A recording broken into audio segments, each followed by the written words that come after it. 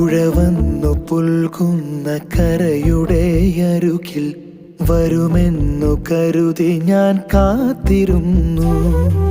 പുലർക്കാല താപങ്ങളകലവേ നീയു ഒഴുകുന്നു ഇവിടെ ഞാൻ ഏകനായി.